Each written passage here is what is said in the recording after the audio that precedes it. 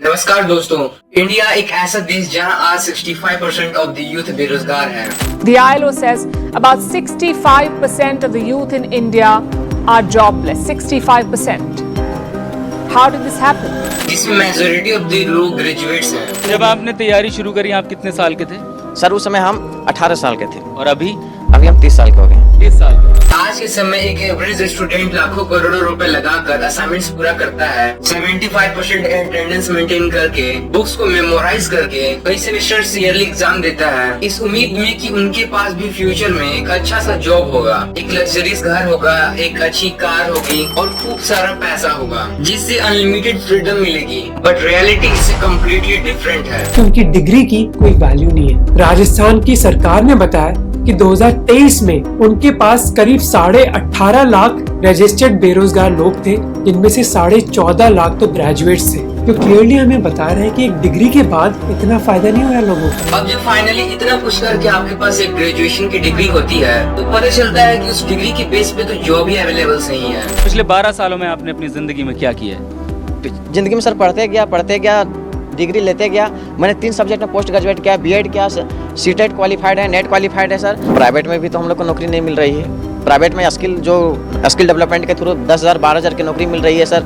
जो मजदूर से भी कम नौकरी वेतन जो मिलता है वो नौकरी लोग कर रहे हैं। और हम लोग इतने पढ़े लिखे होके हम लोग तो सोच रहे हम लोग क्वालिफाइड स्टूडेंट है सर। और इस मोमेंट के बाद लोगों को रियलाइज होती है उनकी सो कॉल्ड डिग्री की वैल्यू। जहाँ पर एक स्टूडेंट ने लाखों करोड़ों रुपए लगा दिए एक डिग्री को हासिल करने में, और अब उसी डिग्री की वजह से उसको एक बहुत ही कम सैलरी वाली नौकरी करनी पड़ती है। जैसे धीरे धीरे समय बीतता जाता है उनकी नीड्स बढ़ती जाती है, लेकिन इतनी कम सैलरी में उन जरूरतों को पूरा करना नामुमकिन हो जाता है। और इसके बाद सिर्फ एक ही ऑप्शन बचता है और वो है लोन। जैसे अगर घर की जरूरत है तो वो एक होम लोन लेता है जिसे भरने में उसकी सारी जिंदगी निकल जाती है और सारी जिंदगी वो एक एंडलेस साइकिल में फंस जाता है। इस तरह से एजुकेशन सिस्टम ने एक इंसान की जिंदगी को तबाह करके रख दिया है। एक ऐसा एजुकेशन सिस्टम जिससे आप सिर्फ और सिर्फ एक ओबीडिएंट वर्कर और डिसिप्लिन्ड वर्कर बन सकते हो। आइए समझते हैं इंडियन एजुकेशन सिस्टम के बारे में deeply. The people who built the schools were consciously aiming at eradicating the will of the students who were part of the system because they wanted them to be obedient. 368 peon की job के लिए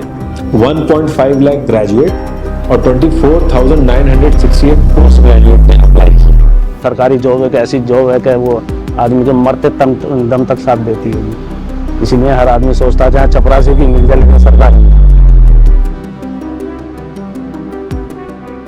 इस सब की शुरुआत होती है late 18th century में, जब पर्शिया पोलैंड को इन्वेड करता है। पर्शिया कुछ ही सालों में पोलैंड में कब्जा करने में कामयाब हो जाता है, लेकिन सबसे बड़ी प्रॉब्लम पर्शिया के लिए ये थी कि पोलैंड के लोग पर्शियन आर्मी को एक्सेप्ट नहीं कर रहे थे, क्योंकि आफ्टर पर्शिया ने पोलैंड पर अटैक करके उनकी कंट्री पर कब्जा किया था। जैसे जैसे समय बीतता है पर्शिया अपनी मिलिट्री डोमिनेंस लूज करते जाता है। अब किसी एडल्ट की मेंटेलिटी चेंज करना बहुत ही बड़ा मुश्किल काम है, लेकिन एक तरीका था जिससे आने वाले समय में पर्शिया अपनी मिलिट्री स्ट्रेंथ बढ़ा सकता था। ये तरीका था उन ब्रेन्स को कंट्रोल करना जो अभी सही या गलत के बीच में फर्क नहीं समझते हैं, जिन्हें जो समझाया जाए वो वही माने। और इस तरीके से इंट्रोड्यूस होता है एक 8 इयर्स एजुकेशन सिस्टम। इस सिस्टम में 5 साल से लेकर 13 साल के बच्चों के लिए एजुकेशन मैंडेटरी कर दी जाती है, जिसका मेन मोटिव होता है Purpose of the public education system. This is why there's rows of desks and factory bells and this insistence on timing was to produce disciplined, obedient workers, certainly not to produce people who were autonomous.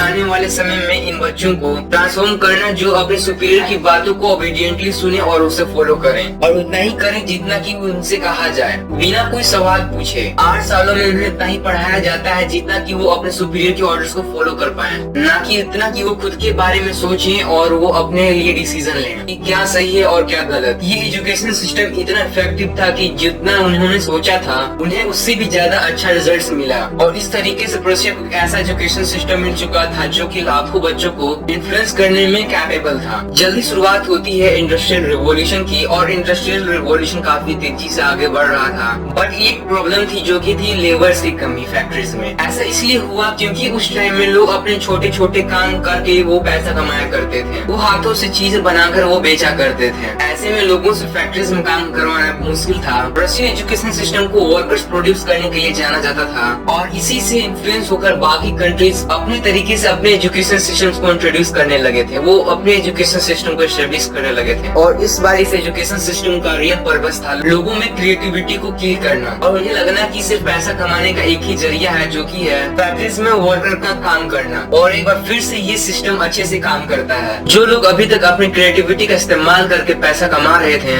उनके बच्चों को इस तरह से brain wash किया जाता है कि जब वो एजुकेशन कंप्लीट करते थे तब वो सोच रही थी कि उनके पास पैसा कमाने का सिर्फ एक ही जरिया है और वो था इन फैक्ट्रीज में as a worker, as a labour काम करना। और इस तरीके से इन फैक्ट्रीज में स्लेव्स और वर्कर्स के डिमांड फुलफिल होने लगी। इसी समय इंडिया में ब्रिटिशर्स का रूल था और ब्रिटिशर्स के पास भी दो प्रॉब्लम थी। पहले तो ये थी कि इंडियन से कम्युनिकेट कैसे करें और दूसरा फैक्ट्रीज में लेबर्स की कमी होना। इस प्रॉब्लम के सॉल्यूशन के लिए थॉमस बैडमिंटन मैकॉय इंडिया में इंट्रोड्यूस करते हैं इंडियन एजुकेशन सिस्टम एक्ट 1835, जो कि पर्शियन एजुकेशन सिस्टम पे बेस्ड था। इसके बाद हर एक छोटा से छोटा काम इंडियन ब्रिटिशर्स के लिए किया करता था, यहाँ तक कि इंडियंस ब्रिटिशर्स आर्मी में लड़ा करते थे। ब्रेन वॉश इस हद तक बढ़ चुका था कि Indians Britishers rules and regulation को फॉलो करना अपनी ड्यूटी समझने लगे थे। लेकिन खैर ये तो सब पुरानी बातें हैं, आज के टाइम में ऐसा थोड़ी न होता है। वेल, अगर आप ऐसा सोचते हो तो आने वाले कुछ मिनट्स में आपके होश उड़ने वाले हैं। दुख है सर, क्या बोलूं।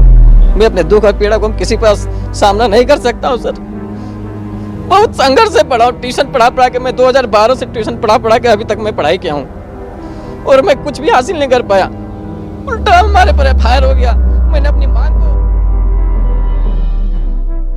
आज के एजुकेशन सिस्टम और पहले के एजुकेशन सिस्टम में कुछ ज्यादा फर्क नहीं है। आज के टाइम में पेरेंट्स अपने बच्चों को एक ऐसे स्कूल में भेजते हैं जहाँ पर उन्हें डिफरेंट सब्जेक्ट्स का सिलेबस पढ़ा दिया जाता है। जब एक बच्चा स्कूल जाता है तो उसका दिमाग क्यूरियोसिटी और क्रिएटिविटी से भरा पड़ा होता है। उसके पास ऐसा ब्रेन होता है जिसका कोई लिमिटेशंस नहीं होता है और अगर उसे अच्छे से ट्रेन किया जाए तो वो बहुत ही आगे सक्सेसफुल हो सकता है। लेकिन हमारे एजुकेशन सिस्टम में एक सेटअप सिलेबस के अलावा उस बच्चे को लाइफ में सक्सेस कैसे बना जाता है ये नहीं सिखाया जाता है। उसे लाइफ में क्या करना है उस चीज को कम्प्लीटली इग्नोर करके 2 से 4 करियर ऑप्शंस रख दिए जाते हैं। For example doctor, engineer, MBA या फिर गवर्नमेंट जॉब। अगर आप इस सिलेबस के अलावा कुछ और करते हो, कुछ और सोचते हो तो उससे आपके मार्क्स पे असर पड़ता है। लेकिन अगर आप ध्यान से सोचोगे तो आपको समझ में आएगा ये पूरा सिस्टम सिर्फ एक ही चीज पे फॉलो करता है कि जब आप अपना कॉलेज कंप्लीट करके डिग्री लोगे तो आपके दिमाग में सिर्फ एक ही चीज चलती रहे, वो है किसी भी तरीके से एक अच्छी जॉब मिल जाए। मतलब हमारे इंडियन एजुकेशन सिस्टम में सेल्फ इंडिपेंडेंट कैसे बन सकते हैं ये नहीं सिखाया जाता। कैसे लाइफ में एक्चुअली सक्सेसफुल बना जाता है ये नहीं सिखाया जाता।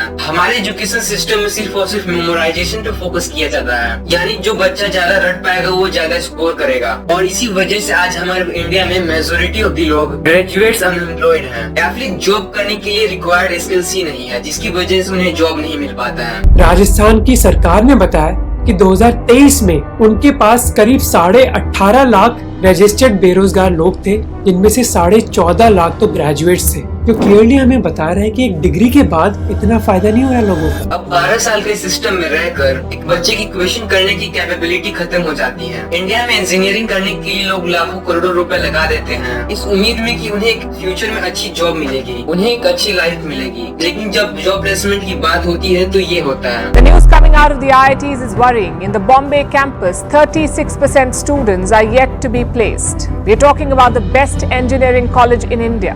In the Delhi campus, 40% students were not placed in 2023. In Kanpur, 31% are yet to be placed.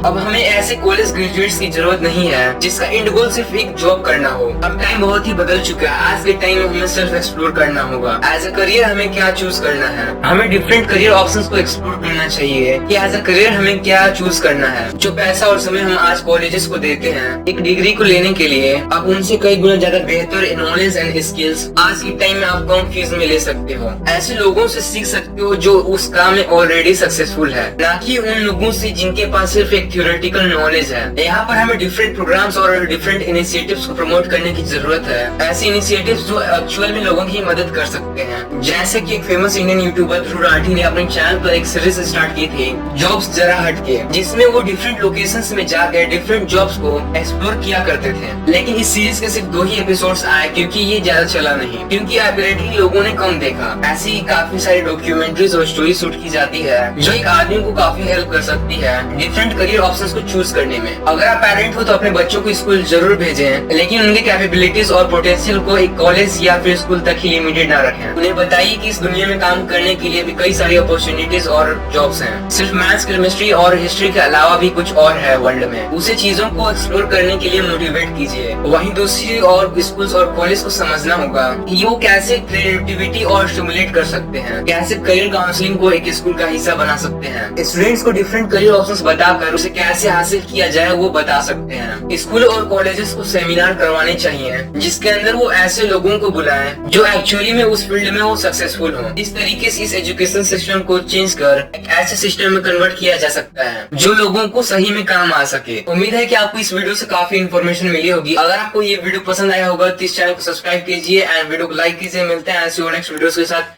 धन्यवाद।